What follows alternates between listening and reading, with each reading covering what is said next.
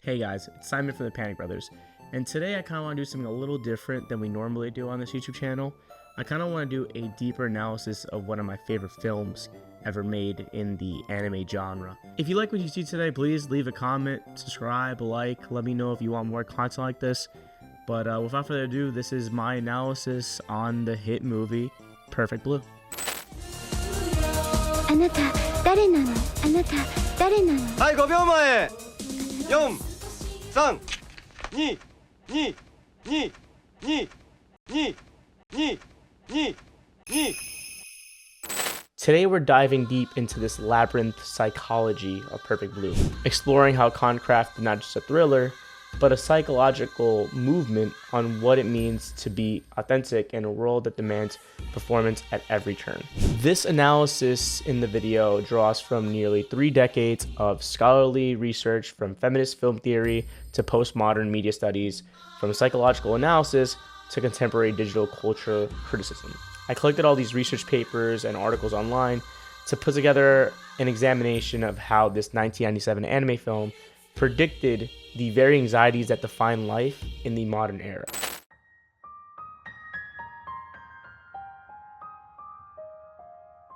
Perfect Blue opens with what appears to be a straightforward premise. Mima Kiryogi, a member of the pop idol group Cham, decides to leave music behind to pursue acting, but Khan immediately signals that this is no ordinary career transition. The very first scene, Mima's final performance, is shot through with an unsettling energy. The crowd's adoration borders on hysteria as their faces distort by extreme close-ups and harsh lighting. This isn't just fandom, it's kind of like ownership. The fans don't see Mima as a person making a career choice, they see her as someone betraying the version of herself they've purchased, consumed, and internalized. And here's where Khan's genius becomes apparent. He's not just criticizing idol culture, he's examining the fundamental impossibility of authentic selfhood under constant observation, something that can be seen in streaming or YouTube, several type of outlets where parasocial relationships are very present. Feminist film theorist Laura Mulvey's concept of the male gaze finds a disturbing evolution in Perfect Blue, but Khan subverts this framework brilliantly. He makes us complicit in the voyeuristic destruction of Mima's identity, while simultaneously critiquing that very complicity. The film forces viewers to confront their own role in commodification of female identity. Even outside platforms like YouTube and Twitch, even somewhere like Twitter or Instagram, you see this constant fandom that kind of fetishizes the woman or the identity that the woman puts on as a pop idol or as an influencer or so on and so forth. What I like a lot about this film is how mirrors and reflective surfaces dominate the film's visual language from the very beginning. Mima's constantly confronted with her own image in windows, puddles, glossy surfaces of record studios. But which reflection is real is a question that comes up to the viewer's mind the more and more they get into the plot of this movie. Which image is real? The innocent idol Cham fans fell in love, or the serious actress she's trying to become, or something else entirely? Postmodern theorist Jean Baudrillard's concepts of hyperreality and simulacra provide crucial insight here. In Jean's framework, we live in a world where copies have replaced originals, where simulations become more real than reality itself. A 2018 academic analysis argues that in Perfect Blue, everything turns into this concept of simulacra, creating a psychological condition identifiable with the psychological state that Mima develops throughout the story. Khan presents identity not as a fixed essence, but as a performance that becomes increasingly difficult to distinguish from reality. When Mina removes her stage makeup or her clothing or whatever outfit she has to wear when she's performing for Cham, we're not seeing her true self emerge. We're watching one performance end so another can begin, even when she goes on her quote-unquote normal life. This anticipates our contemporary understanding of identity as something constantly performed and curated rather than simply discovered. Think about how many times you yourself or myself or anyone you know has tried to become a persona, or in modern terms, performative, in how they present themselves on Instagram or Twitter or even TikTok, where one person's persona online might be very different than their day-to-day as an act. The person you are at work, the person you are behind the camera, the person you are to your friends in your day-by-day dinners or movie theaters or what have you, what you do as a hangout, are all these little performances, whether we want to accept them or not. Whether some are more natural and based in reality, while others are more to appease an audience, is something that this movie tries to tackle with the concept of Mima's multiple identities. We now arrive at what might be Perfect Blue's most prophetic element, and it's that website called Mima's Room.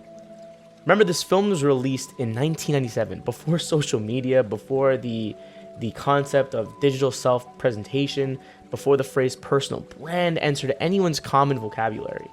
Yet Khan envisioned with startling accuracy how digital spaces will become sites of identity performance and violation. That is mind-boggling. This is way before anything you and I have used, and somehow he got the idea down right to every single minute detail. Mima's Room functions as a digital doppelganger, a version of Mima that feels more authentic to her fans than the actual person. The diary entries are written in first person, creating an illusion of intimacy and access. But this isn't really about Mima at all. It's about the fans' fantasy of who Mima should be. The website becomes a competing version of reality, one where Mima remains frozen in her innocent idol persona.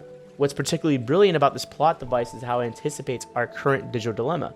As the saying goes, what sells a product is really the product itself, but rather the person promoting it. Precisely the dynamic Khan explored through Mima's idol career decades before influencer culture existed. Going back to my old point about these online personas we create for ourselves on social media, how many of us maintain online personas that feel simultaneously authentic and performative? How many of us have experienced the unsettling sensation of encountering versions of ourselves in tagged photos and other social media posts that feel foreign yet undeniably real? I can't tell you how many people I know don't even have tagged photos on something like Instagram, where they don't allow people to tag them because it may not coincide with their personal brand or the image that they're trying to put out to not only other people, but to themselves of who they really are. Nonetheless, let's examine how Khan achieved these effects technically. He pioneered what scholars called a fractal approach to filmmaking, inspired by musician Susumu Hirasawa's fractal generating programs, creating nested layers of meaning where individual scenes reflected larger narrative patterns. His revolutionary use of match cuts disguises edits during moments of psychological stress, blurring the line between reality and fantasy with surgical precision. And watch the movie and you'll notice how carefully Khan uses weight differentiation as a reality indicator. Real Mima moves with realistic physics. Her movements have consequence, momentum, gravity. But this persona we'll call in this video virtual Mima, this fake version of Mima that she hallucinates at points, moves with ethereal and weightless quality, kind of like she's floating with complete detachment from the real world. Spoiler alert, but I feel like if you're this far in the video, you know how this movie ends.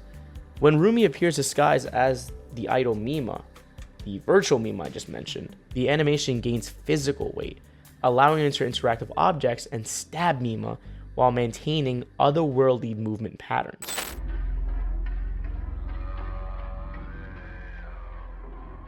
Touching also on the concept of digital violation, the film's most controversial sequence, which is Mima's rape scene in the television drama Double Blind, functions as a literalization of said digital violation.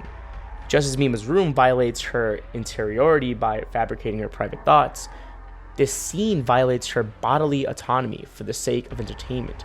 Both are forms of consumption that reduce Mima to an object for others' gratification. It's why, after the scene is shot, that Mima, obviously outside the shock of what just happened to her body, honestly has a very justified crash out. It's not only that I've lost my own privacy in my own home, but now I've lost the last thing any human being can really claim, and that's their physical self, their body.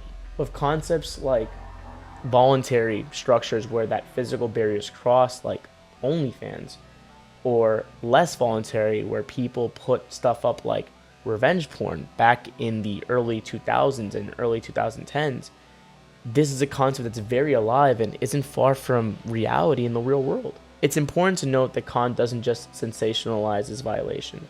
Instead, he shows us its psychological aftermath through neurodivergency, and specifically, that is through dissociative identity disorder.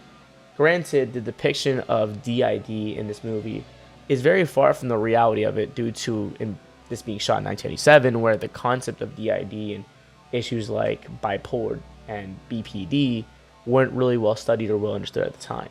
However, these are real lasting effects that can happen on a human being's brain from something stressful like the rape scene or her own room being completely stripped of privacy with its online personification. Mima, through her trauma, begins to dissociate. She loses track of where performance ends and reality begins. She can't trust her own memories or perceptions. In a world of every aspect of the self can be commodified, packaged, and sold, what's left that she knows to be authentic?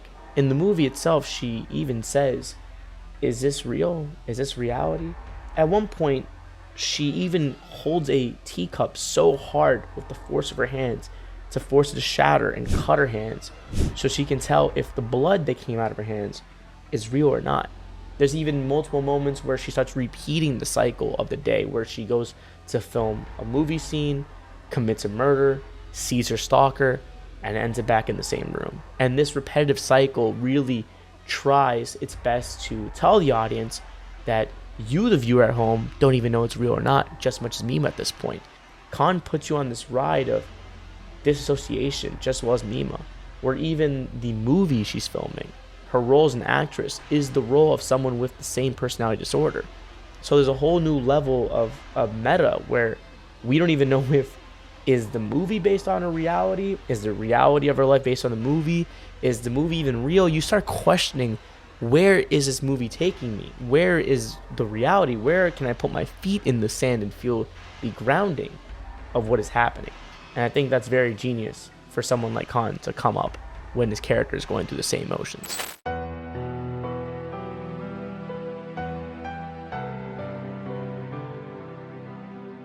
Moving on to parasocial pathology. As Mima's psychological state deteriorates, Khan introduces what might be cinema's most sophisticated portrayal of DID.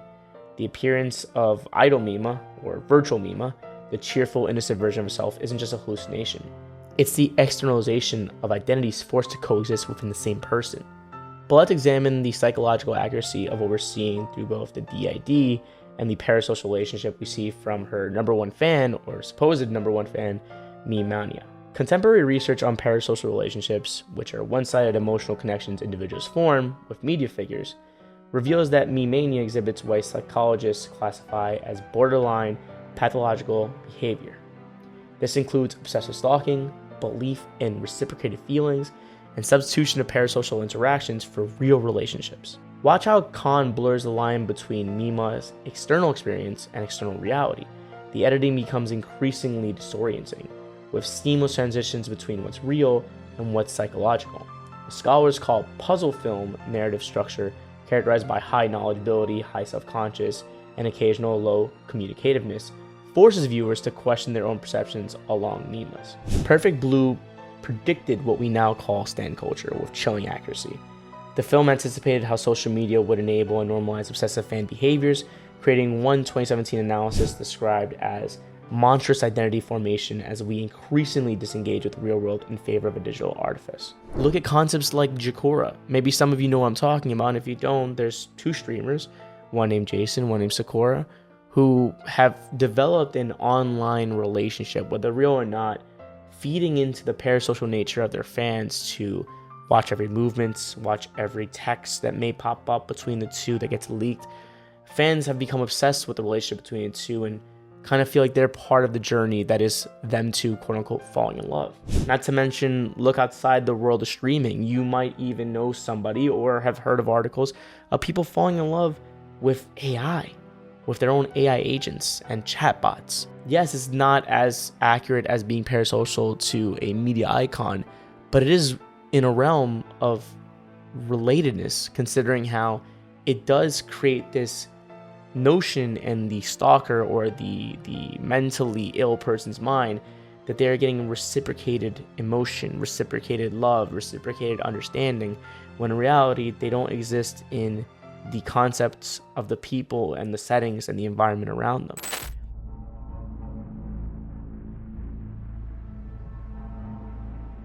Now, the murders of the photographer, the screenwriter, the obsessive fan, They're not just random acts of violence.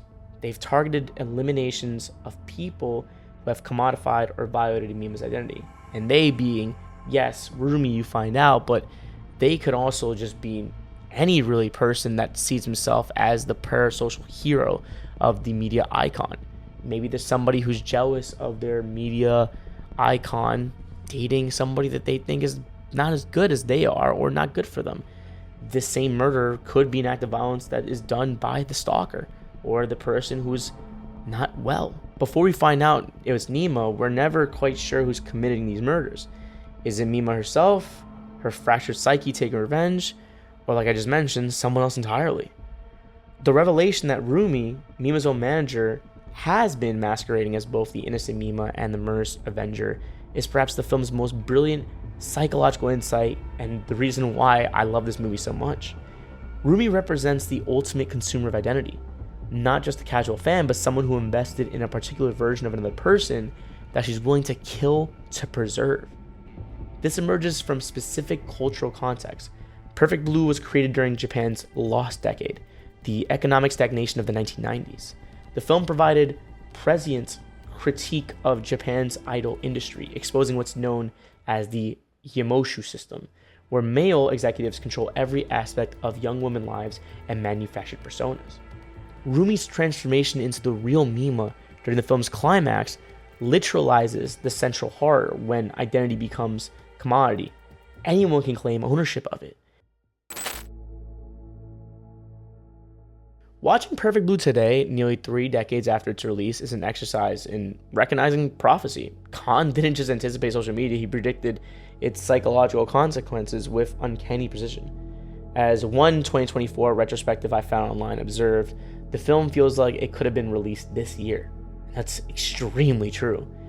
Consider the parallels. Mima struggles to reconcile her public and private self mirrors the exhaustion of maintaining multiple social media personas.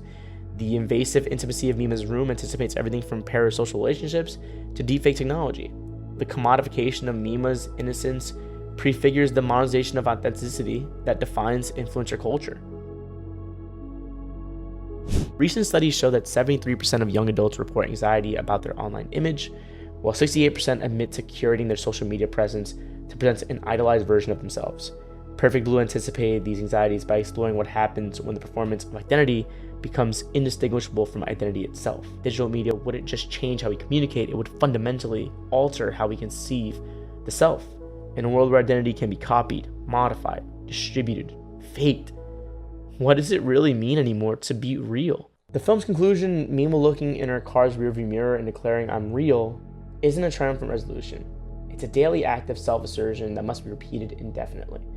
In Khan's vision, authenticity isn't a state of being, but a continuous performance, one that requires constant vigilance against the forces that would fragment, commodify, and consume it. It's why people say touch grass. It's why people say go on a solo trip.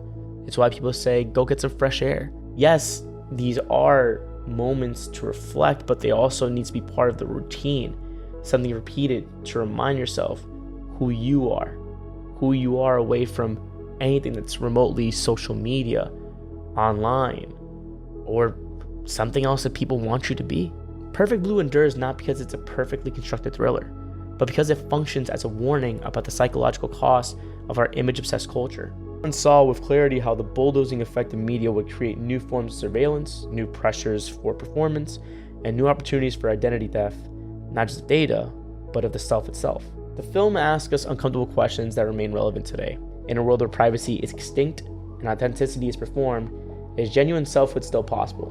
When our identities can be packaged, sold, and consumed, what happens to the person beneath the persona? And perhaps more disturbingly, if someone else can perform identity more convincingly than we can, who's to say they're not the real version? Who's to say we're the real version? Perfect Blue offers no easy answers to these questions. Only the unsettling suggestion that in a rush to document, share, and monetize our lives, day after day, post after post, we may have lost something essential about what it means to be human. In the end, the film's true horror isn't supernatural or even psychological. It's the recognition that the mirror Khan holds up might be reflecting our own fractured faces back at us. And that's really terrifying. As we continue to navigate our own digital age, Perfect Blue remains less a piece of entertainment than a diagnostic tool. The question isn't really whether we're living in Mima's world when we're observing this film. It's whether we can still find ourselves within ours.